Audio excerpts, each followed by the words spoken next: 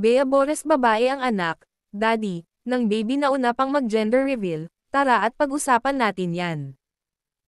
Pero bago ang lahat, kung di ka pa nakasubscribe sa ating channel ay huwag kalimutan mag-subscribe para lagi kang updated sa latest chika.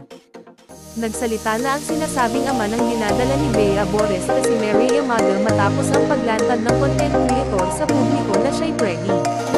Marami sa mga netizens ang nag-research kung sino nga ba ang ama ng dinadala ng social media personality dahil wala siyang nabanggit kung sino ba ang nakabuntis sa kanya.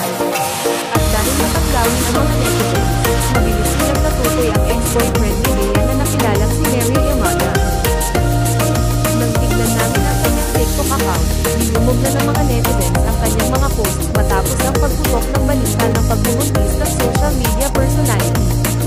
Sa katunayan, tila naglabas na siya ng pahayag tungkol sa pagbubuntis ni Bea sa pamamagitan ng isang comment sa TikTok.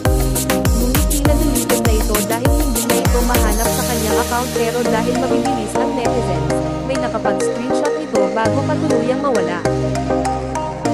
Things may not have worked between Bea and I, but I never said I didn't want to be there for our baby. I may not have handled our situation the best as of late, but walking away has never been an option for me.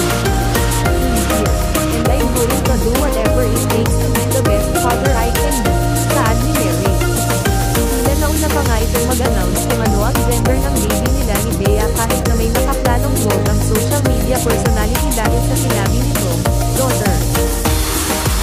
My daughter deserves nothing but the best, and I will work every day to give her the life, love, and support she deserves.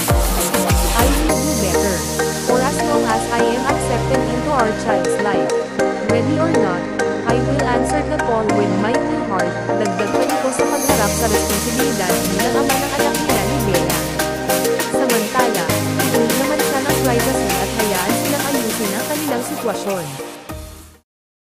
At dyan na po nagtatapos guys, maraming salamat sa inyong panonood.